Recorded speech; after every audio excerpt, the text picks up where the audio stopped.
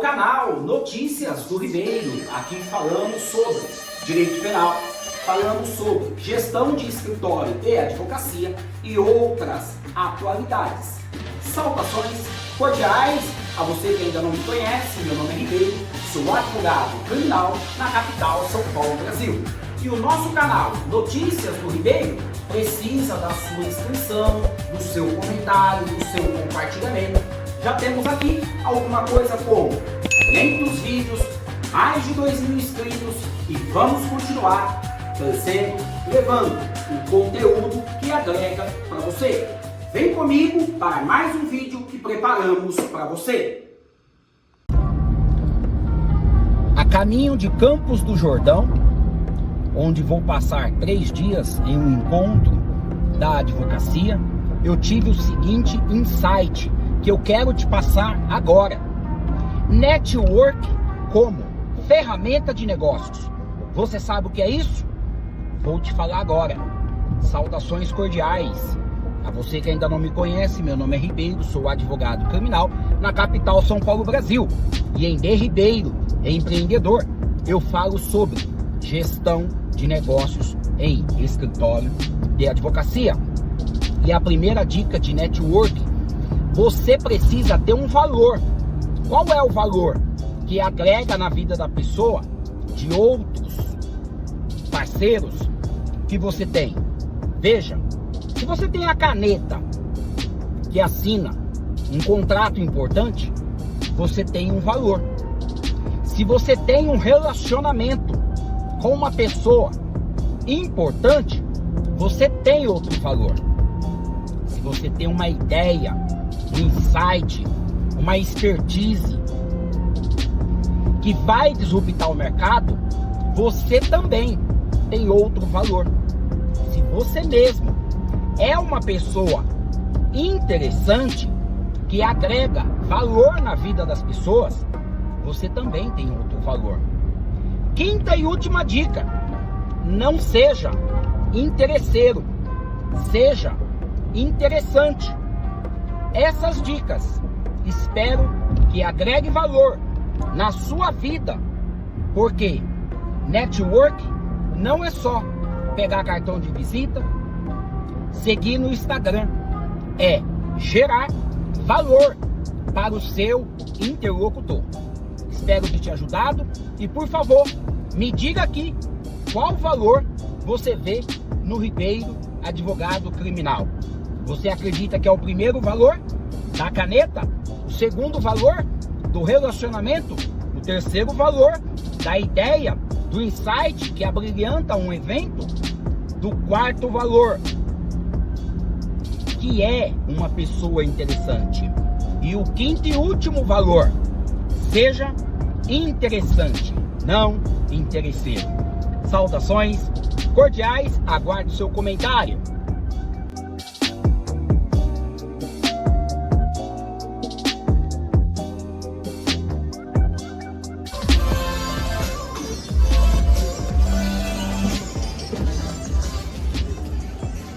E para falar sobre o julgamento virtual no Tribunal de Justiça de São Paulo, aspectos práticos, nossa palestrante desembargadora Débora Brandão.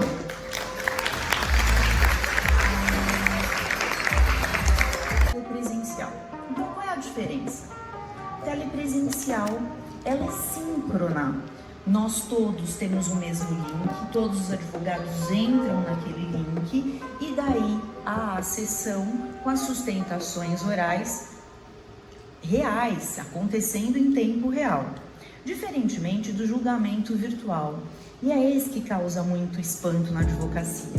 Por quê? Porque a gente não entende como é que começa, como é que termina, como é que há debate. Porque eu ouço muita gente falar assim: vocês não conversam nada, né? Vocês vão todos acompanhando o relator. E isso não é verdade. Então, a minha fala é sobre isso. Como é que funciona, então? Nós temos os nossos assessores. Os nossos assessores, eles fazem a minuta de voto e colocam lá numa fila, no SAG. Aliás, desembargador Alves Braga, se para todo mundo tá ruim essa história da transição do ESAG para o PREPROC, imaginem para mim, que era advogada, trabalhava com ESAG, aprendi a mexer no SAGE faz pouco tempo e agora eu tô tendo que aprender a mexer no EPROC. Olha, não é fácil, mas estamos indo. Então, eu pego aquele processo que veio da minha relatoria, abro os autos, leio os autos, confiro com a minuta, faço as minhas modificações e depois das minhas modificações feitas, eu digo, bem, essa proposta de voto está pronta. Quando a proposta de voto está pronta, eu aperto um botão e aquele botão me dá uma notícia, iniciado o julgamento virtual. Então, começou o julgamento virtual no Tribunal de Justiça do Estado de São Paulo. Eu estou submetendo a minha proposta de voto para os integrantes da minha turma julgadora. Então, aquilo aparece para todos os dois juízes, o segundo e o terceiro juiz que compõem a turma julgadora comigo. Muitas vezes nós recebemos telefonema, olha, a desembargadora relatora, a doutora Débora, eu preciso saber quem compõe a turma com ela, quem é o desembargador que vai votar com ela. Então hoje eu peço licença para abrir aqui o site do TJ. Né? Hoje vocês vão descobrir como é que é. Vai ali no institucional, desce aqui, seção de direito privado, lá de cima, aí, ótimo, pode clicar.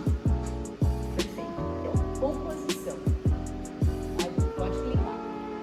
Daí vem aqui.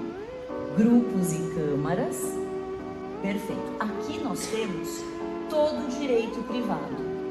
Nossa, eu nunca fui tão gravada na vida. Tô vendo tanto celular. Aqui nós temos a composição de todo o direito privado. Eu vou mostrar, por exemplo, a primeira Câmara de Direito. Pode parar aqui, por favor. Ó, primeira Câmara de Direito Privado. Ali, o que está em vermelho é o presidente da Câmara, que é o Dr. Alberto Gossi. Então vamos imaginar que ele seja o relator do teu processo. Ele é o relator, o desembargador Cláudio de Godoy é o segundo juiz e o terceiro juiz é o Dr. Alexandre Marcondes. Funciona assim. Então vamos imaginar que o teu desembargador relator seja o Dr. Cláudio Godoy, o segundo é o Dr. Alexandre e o terceiro é o Dr. Enéas. Vamos para a minha Câmara agora, lá para a sexta Câmara de Direito Privado. Só um pouquinho.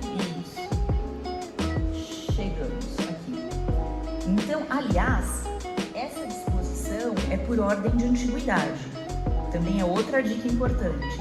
Quem é o desembargador mais antigo na Câmara? É o desembargador Vitor Guglielmo. Depois vem o desembargador César Mec Morales, depois o desembargador Costa Neto, depois o desembargador Ramon Mateu e depois eu. Desembargador Ramon é o nosso presidente e azul nós temos as juízas substitutas em segundo grau.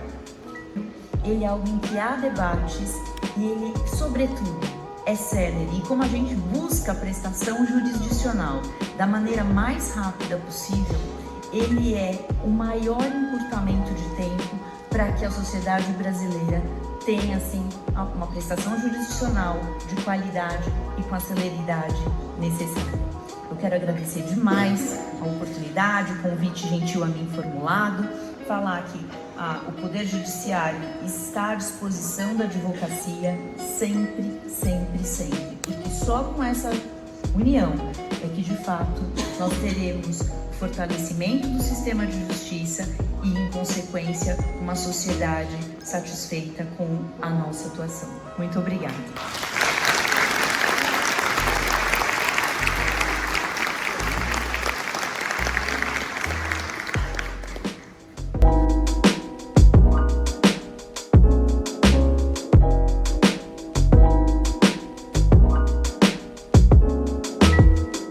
Da sexta turma e integrante da Corte Especial. E para quem não sabe, eu acho que a principal profissão do ministro Sebastião é fotógrafo. E eu digo isso como principal profissão porque ele tem um livro chamado Translúcida. E esse livro, ele juntou fotografias e alguns artigos, comentários, mas as fotografias, elas são fotografias de presas transexuais. E o ministro Sebastião esteve em um centro de detenção para realizar essas fotografias. E eu sempre digo, ministro Sebastião, que toda escola da magistratura deveria ter uma matéria em que os juízes vão até as prisões para entenderem, quando eles dão esse tipo de decisão, quando eles dão uma cautelar, uma preventiva, quando alguém é condenado com aquela pena em regime inicial fechado, o que isso significa. Porque só assim há uma humanização do direito criminal, só assim eles vão entender o que aquilo significa. E eu tenho certeza, ministro, que a sua visita, o seu olhar, também é o que traz as suas decisões, que são sempre magníficas. Então, com a palavra, ministro Sebastião.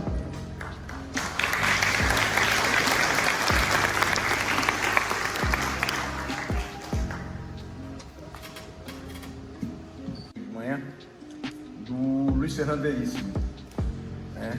E eu acho que ele se encaixa perfeitamente ao que nós vamos conversar hoje aqui. Eu vou fazer a leitura aqui. Atitude suspeita. Sempre me intriga a notícia de que alguém foi preso em atitude suspeita. É uma frase cheia de significados. Existiriam atitudes inocentes e atitudes duvidosas diante da vida e das coisas. E qualquer um de nós estaria sujeito a, distraidamente, assumir uma atitude que dá cadeia. Aí ele transcreve um diálogo. Delegado, prendemos esse cidadão em atitude suspeita. Ah, um daqueles, é? Como era a sua atitude? Suspeita. Compreendo. Bom trabalho, rapazes. E o que ele alega? Diz que não estava fazendo nada e protestou contra a prisão. Suspeitíssimo. Se fosse inocente, não teria medo de vir dar explicações. Mas eu não tenho o que explicar, sou inocente. É o que todos dizem, meu caro. A sua situação é preta. Temos ordem de limpar a cidade de pessoas em atitudes suspeitas. Mas eu só estava esperando o ônibus. Ele fingia que estava esperando o ônibus, delegado. Foi o que despertou a nossa suspeita. Aposto que não havia nenhuma parada de ônibus por perto. Como é que ele explicou isso? Havia uma parada assim, delegado, o que confirmou a nossa suspeita.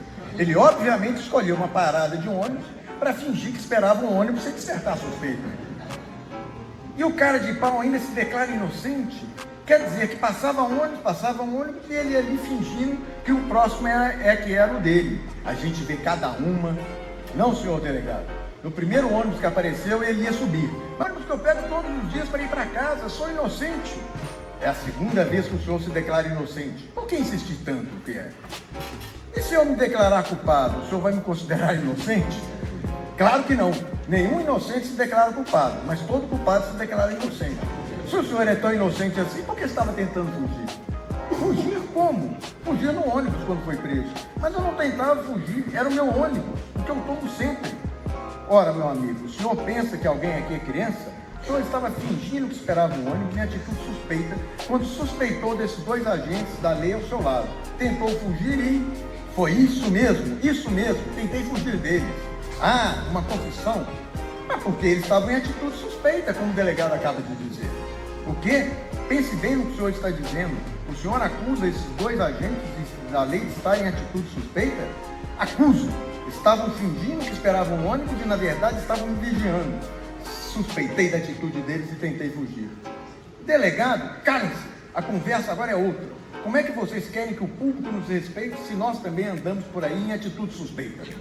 Temos de dar um exemplo. O cidadão pode ir embora, está solto. Quanto a vocês, delegado, com todo respeito, achamos que essa atitude, mandando soltar um suspeito que confessou estar em atitude suspeita, é um pouco o quê? Suspeita. Que amplia o uso de câmeras corporais na PM de São Paulo. É impressionante a dificuldade que você tem de implementar uma política que vai implicar em uma maior segurança para o cidadão. A resistência é uma resistência ostensiva, ou seja, ninguém tem vergonha de assumir o fato de que não se deve usar a câmara corporal, ou seja, todos os principais estados, São Paulo, Rio, Minas, Distrito Federal, há uma resistência assumida de que não se deve utilizar esse tipo de procedimento. Antes de entrar nesse livro, eu estava falando que a gente vê essas notícias E eu pensei, quando eu estava preparando a palestra essa semana, eu falei, deixa eu procurar mais alguma coisa para dar uma atualizada nisso. Eu cheguei à conclusão que não precisa nem atualizar, que eu basta chegar aqui na hora e abrir. E essa semana, eu falei, ontem eu estava olhando aqui e vi a seguinte notícia, foi de ontem. Promotor do Rio Grande do Sul diz que réu negro não cometeria crime se levasse chibatadas. Então, como é que você vive? Quer falar mais é isso que eu estou falando. Nós vivemos num mundo em que existe um mundo teórico, um mundo acadêmico perfeito, né?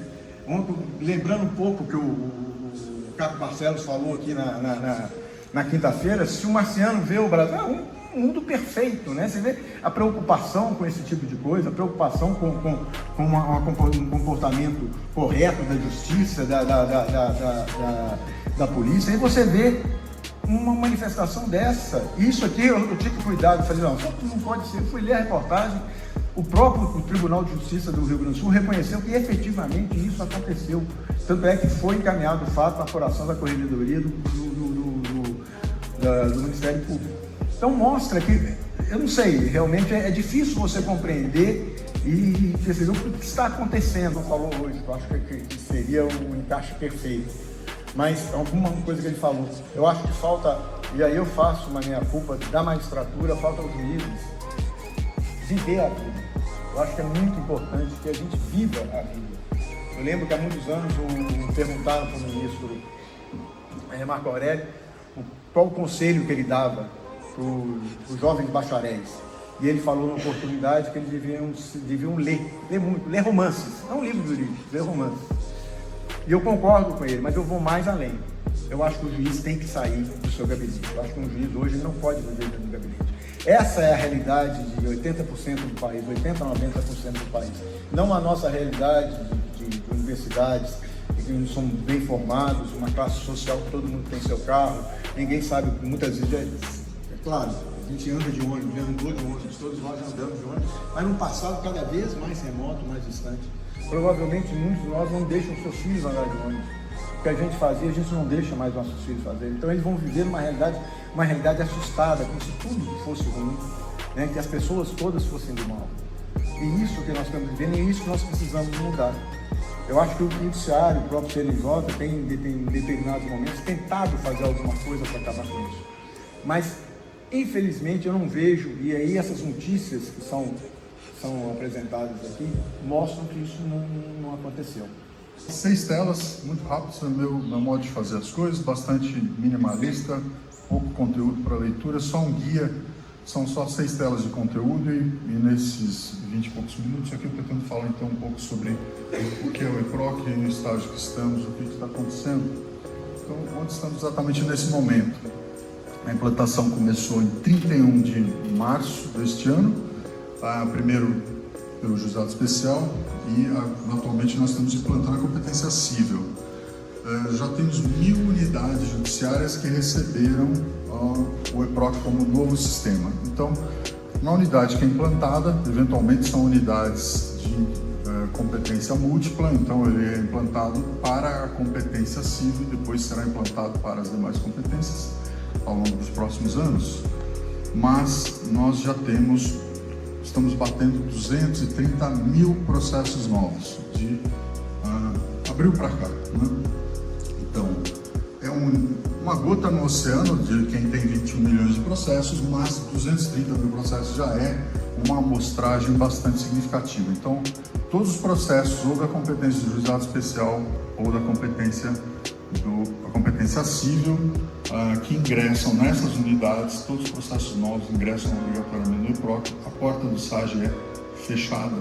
Então, já se pode ter uma amostragem. E tudo vem transcorrendo com uma enorme tranquilidade, ou seja, não temos nenhum incidentes, temos sim dúvidas, temos apreensões, como é que eu faço, qual é o novo modo de trabalhar, mas nós não temos casos do tipo que seriam críticos, né, de uma unidade ter que parar, ter que reverter, ter que desinstalar, isso simplesmente não aconteceu, o que mostra que o sistema é bastante consistente e que o tribunal se preparou adequadamente para isso.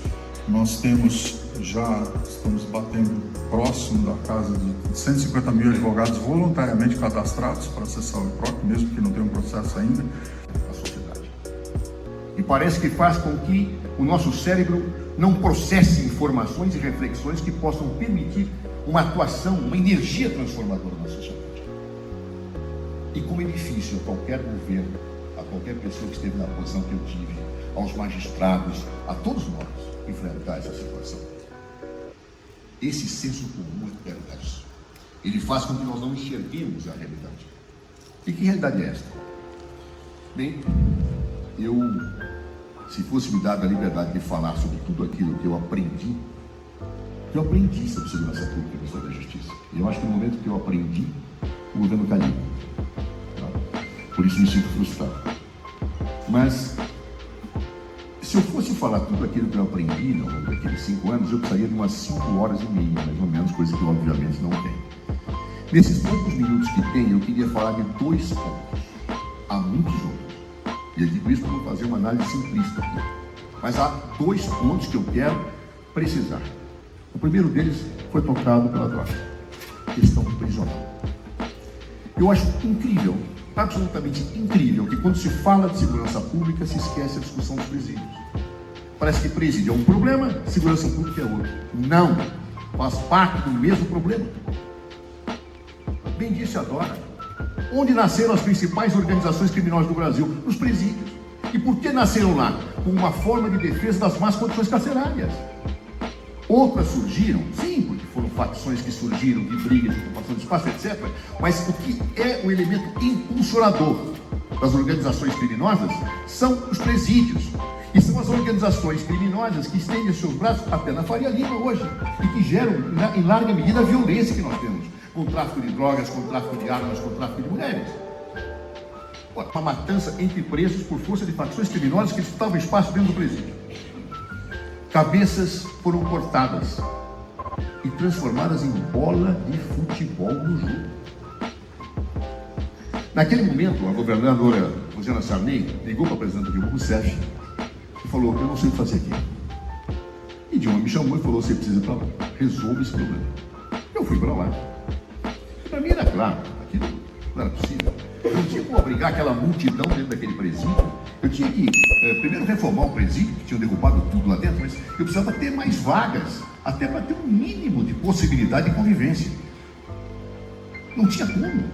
Eu não tenho como conviver com pessoas vivendo como se fossem jaulas, que tem que revezar para dormir. Umas de pé, agora é a tua vez de dormir, que não cabe na cela. Isso não é possível. Querem tratar seres humanos como animais e não querem que eles ajam como animais. E eu cheguei para mim e falei: olha, são construir presídio, não é uma coisa que eu queria. Sinceramente, não queria. Eu preferia construir escolas, construir creches, né, para evitar o crime. Mas não precisamos construir. Eu tenho uma população, eu tinha na época, uma população penitenciária de 600 mil presos.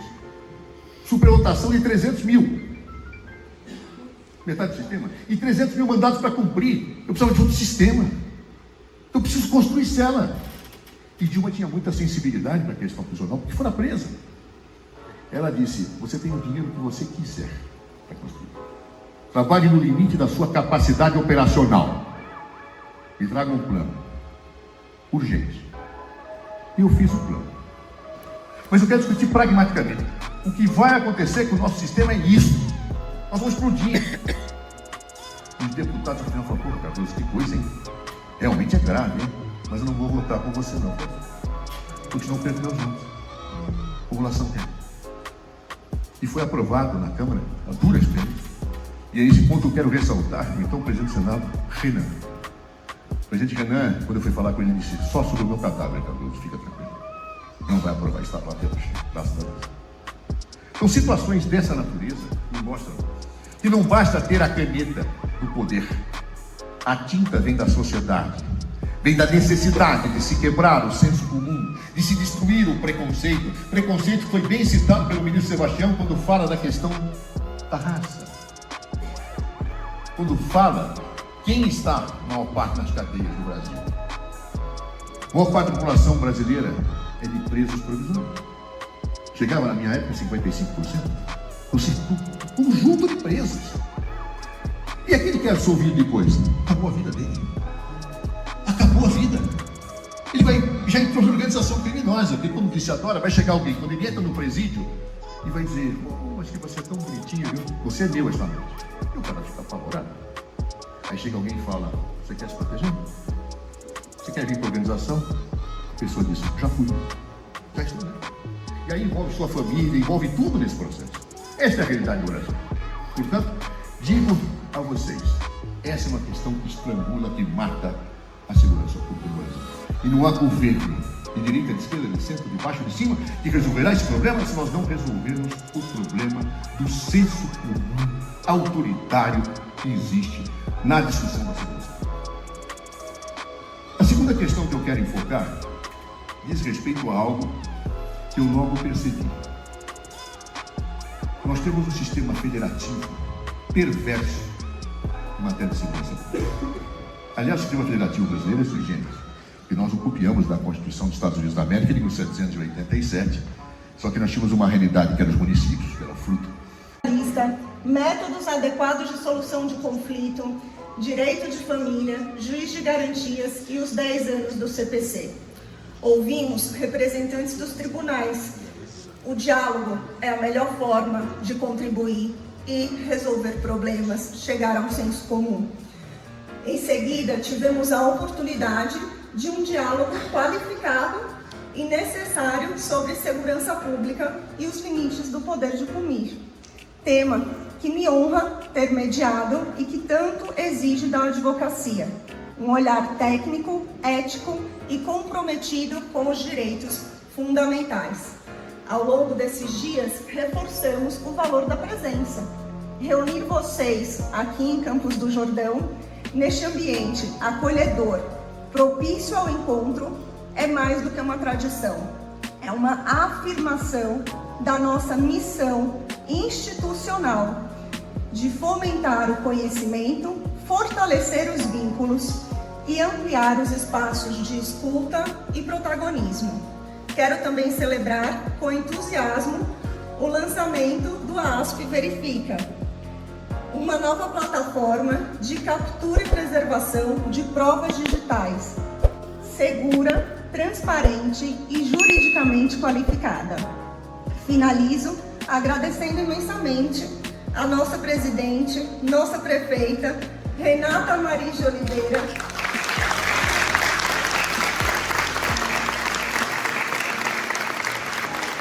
a cada diretora, diretor, conselheiro, palestrante.